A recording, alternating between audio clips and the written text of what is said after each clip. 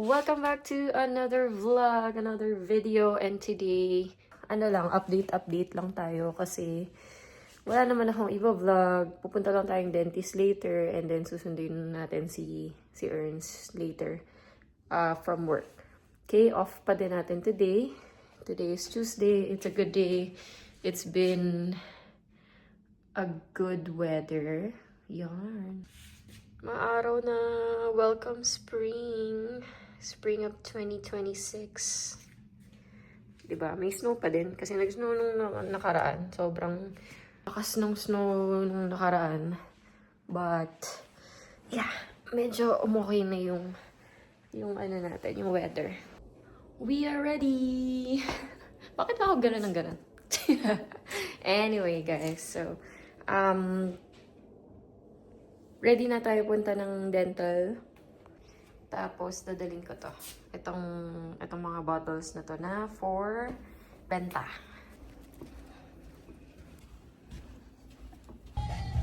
Car wash. Pero hindi touchless to eh. So, ayan.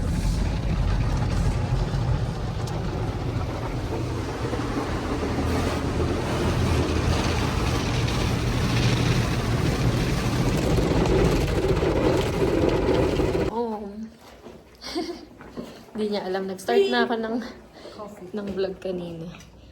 Nasundo ko na siya. Kumuha kami ng tea. Kasi free naman siya sa residents tsaka sa visitors. Honey tea and the coffee. Mag-hi ka naman sa kanila. Hi! Tapos binisit namin yung game room. At yung game room.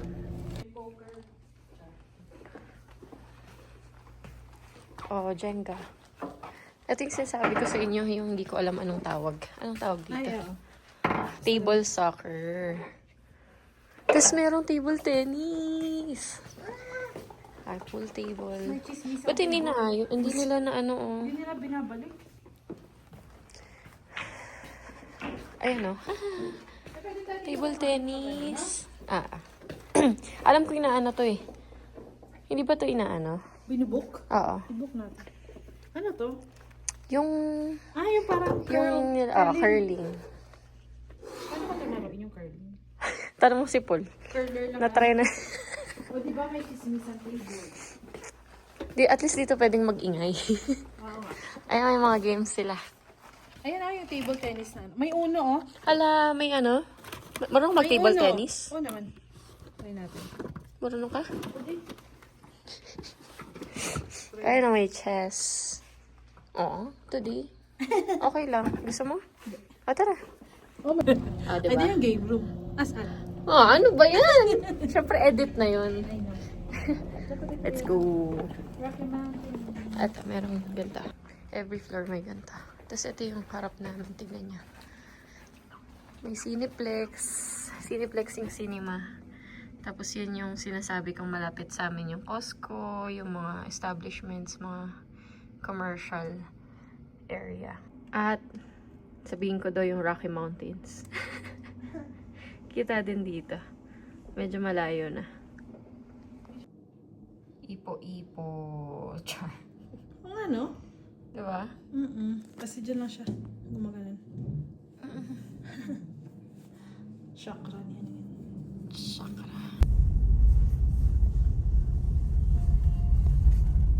Sabihin ko lang yung number. Furniture warehouse. Okay, good.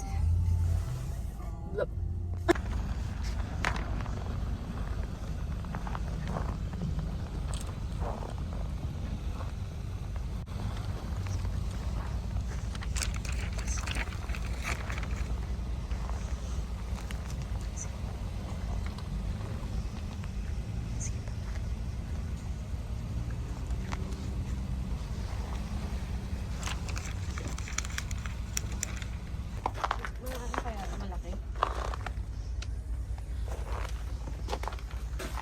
Konting ayos na lang. Kailangan natin ito eh. Mamaya na lang. Baba ko muna.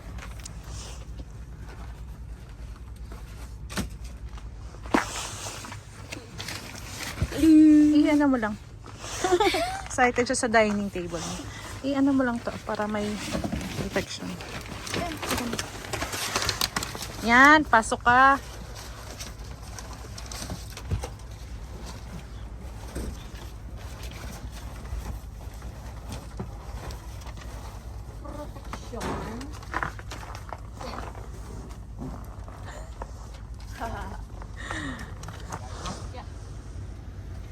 Oh, it's big. The chair is big. Vlogging? Got it? Are you vlogging? She is.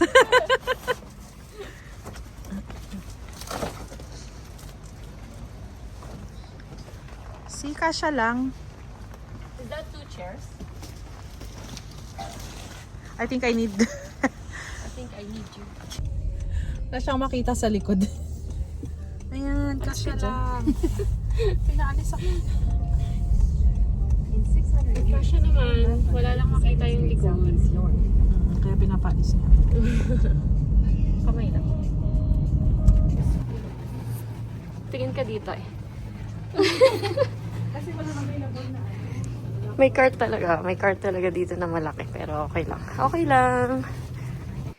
Welcome home dining table and chair. Sana bumagay. Ito na ang situation. Wala namang nabago. Doon namin ilalagay yung dining table. Para magmamarites kami dito sa bintana. Sa neighbors. Sana magkasya siya. Mamaya pakita namin. Bumili pala siya ng ito. Iced ube coconut macchiato. Hindi masarap. Hindi namin bet. Lasang coconut lang. Walang ubi. Kote. Pero pag Pinoy na yung tumikim, mag-disappoint ka. Mapakla. Hindi ko alam. Hindi ko alam lasa. Kasi may macchiato. May coffee siya. Tapos coconut milk. Tapos Or siguro kasi nangingibabaw yung coconut. mas masarap pa yung yung Chucky. Nangingibabaw yung coconut. Assemble time.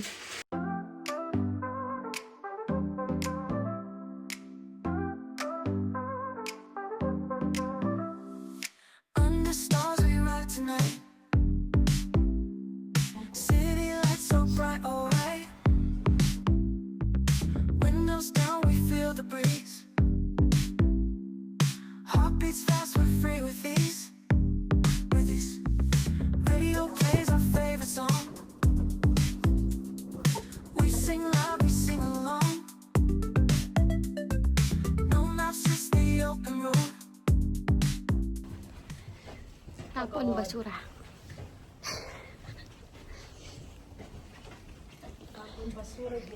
Epic fail yung binili namin. Nagantay pa ako response dun sa customer service. If i-replace nila or kailangan ba namin ibalik. Sunset. Whew.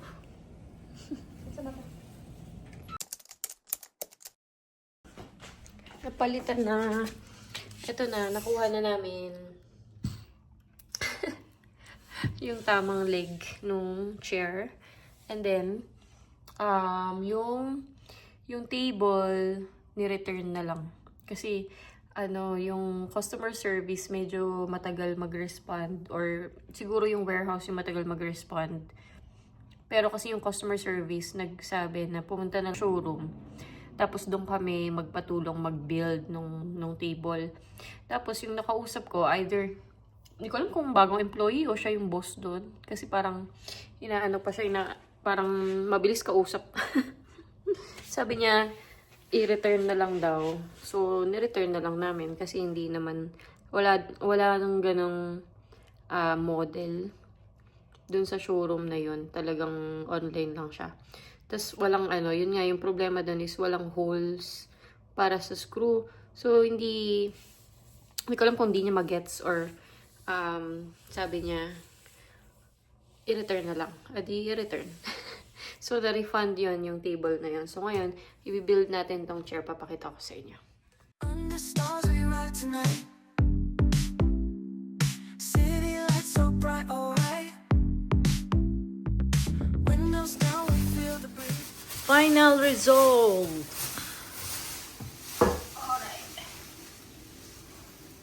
Tada! Tingnan, baka hindi pantay. Pantay. Baka gumagalaw. Wow.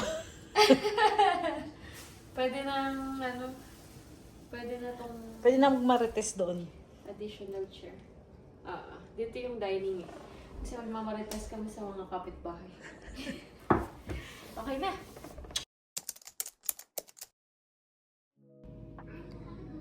Good morning. Sunrise dun sa side na yun. And this is the chair.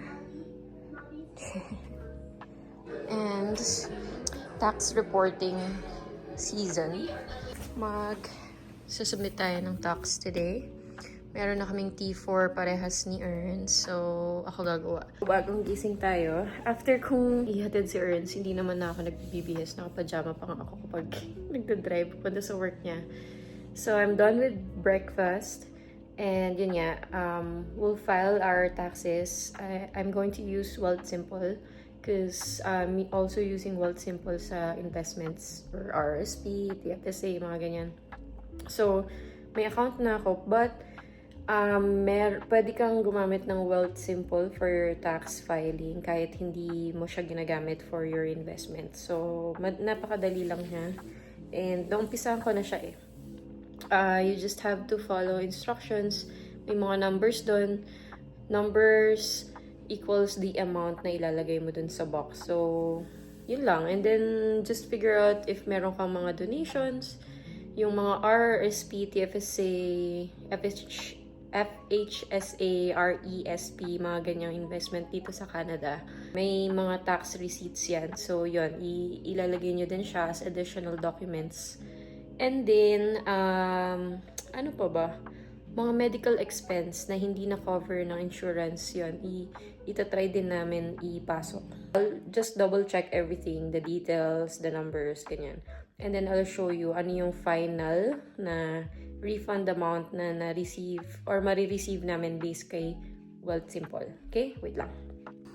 So, eto na guys. So far, ayan yung ine-expect naming refund. Hopefully, it's the same thing as kung ano yung may evaluate ni CRA. But in any case, okay lang naman if wala. Basta break even. Wala sanang owing. Pero yan yung may summary. So, yan. Oh, bakit merong charge? $25 for the basic. Akala ko free. Let's see. Why? Sige, anyway, $25 lang naman. Kesa magbayad kami ng accountant na $50 yung singil. Or mas mataas pa. May iba, mas mataas eh. Ayun, tapos na. Nasubmit na natin yung tax natin for 2025. So, mag-aantay na lang tayo ng review from the CRA and we'll see if magkano yung difference ng kay Wealthsimple na estimate nila na refund versus sa actual ng CRA. Okay? I'm watching pala yung newest Disney Cruise Adventure na ship na ang embarkation is sa Singapore. So, mga Asian vloggers na mga pinapanood ko. So, yun. Hoping na kami din ni-earn soon. Kasi, nabanggit ko na ba? Na-approve ako for the US Tourist Visa for 10 years. Multiple entry. Actually, renewal lang siya. Parang hindi ko pa ata nabanggit sa inyo, no? So, when you're PR here in Canada, hindi ka matik na makakapasok ng US. Unlike what others think na, PR na ako sa Canada, I can just go to the US. No, dapat citizen ka. So, dapat yung passport mo is Canadian citizen. So far, meron pa akong 1 taon before mag-apply ng citizenship. So, since meron ako previously ng US tourist visa, na-expire lang siya noong 2017. So, hindi na ako nakapag-renew. Nag-require ng interview ulit sa embassy. So, yun lang. Alam nyo ba, yung interview schedule ko, in-apply ko siya ng 2024. And then, yung schedule ko ng US tourist visa ay March 9, 2026. So, from 2024, nag-aantay na ako ng availability until nakuha ko yung yun na yung pinaka-earliest na 2026. Kasi dapat pupunta ako ng US ng 2025 for the graduation of my niece. However, yun nga, I cannot since wala akong US visa. So, ang nangyari, yun nga, sa interview, very simple lang naman. Kasi, ewan ko, baka dahil meron na akong previous US visa. But, one tip for you is to just, one question, one answer ka. Unless they ask you to explain everything. So, kunyari, ang tinanong sa akin, how long have you been here in Canada? So, I said almost 4 years. And then, kasi yung PR status naman, chinek na siya before pa ikaw makarating dun sa interviewer. Tapos, sabi niya, so what's the purpose of your travel? Sabi ko lang, I'll visit my brother and his family. Tapos sabi niya, ano daw ginagawa ng brother ko? So, sinagot ko yun. I mean, ano yung trabaho? Kung sa English kasi, what's your brother doing in the US? Ganyan. So, syempre, yung work yon, automatic work yung tinatanong niya. So, sinabi ko yung work ng brother ko, tapos tinanong lang kung green card holder ba yung brother mo or citizen. So, yun. Sinagot ko din yun. Tapos, ano pa ba yung tanong niya sa... ano yung work ko sa Canada? Sabi ko, yun nga, nurse ako, ganyan. Tapos, wala nang tanong. Tapos, type siyang ganyan. Type siya. After 2 minutes, ano yung sabi niya? Basta, medyo, ano na yung sinabi niya. Ang narinig ko na lang is, enjoy your trip to the US. Ganon. Tapos, napangiti na ako kasi parang, ay, okay na yan. Kasi hindi binalik yung passport ko. Ang binigay sa akin is yung instruction paper or instruction paano mo makukuha or paano ka makakapag follow up nung passport na may visa mo. So, pag hindi binigay sa'yo yung passport, tapos, ang binigay sa instruction lang, yun na yun, goods ka na. Pag binigay sa'yo is pink card, plus your passport, that means, hindi ka approve. And they will not tell you why. You will never know why. Bakit hindi ka nila approve. They won't tell you. So, yun lang. Yun lang. Tapos, ano mo mga dinala kong documents? Ang dinala kong document is yung passport. 2x2 picture na passport size. Passport standard. And then, yung confirmation page na sinend nila sa email. After mong ma-fill out yung DS-160, before kasi makapag-book, dapat meron ka na ng DS-160 na form. Nandun lahat ng information, purpose of travel, ano yung details ng travel mo, etc. etc. Tapos yon, may confirmation page na isasend sa email mo. Ipiprint mo yun. Okay? And then, yung PR status na proof. So, kunyari, naka-work permit ka, naka-study permit ka, bibigay mo yung permit. Kapag PR ka, PR card.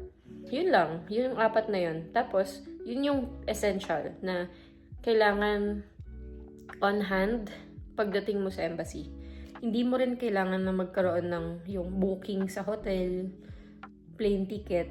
Okay lang kahit wala. Kasi nakalagay doon, tentative date, pwede mong ilagay. Tapos ilang weeks ka doon, 1 week ba, 2 weeks, ganyan.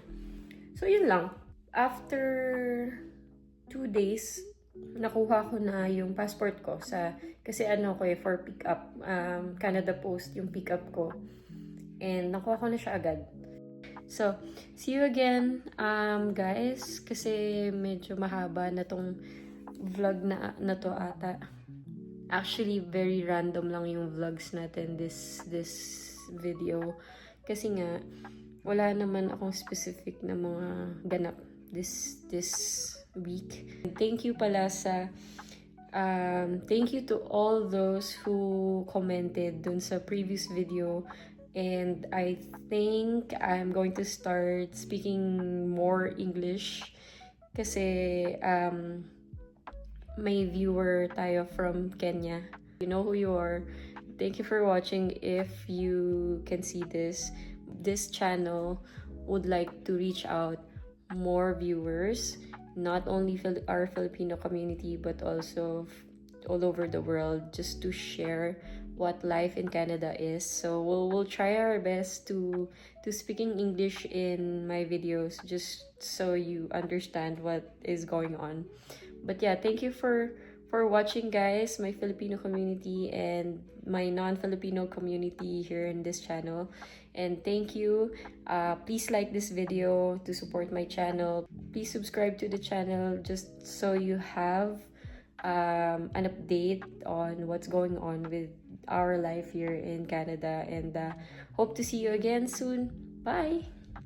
No fuss, moonlit skies, we're hand in hand. Wanderlust, we understand.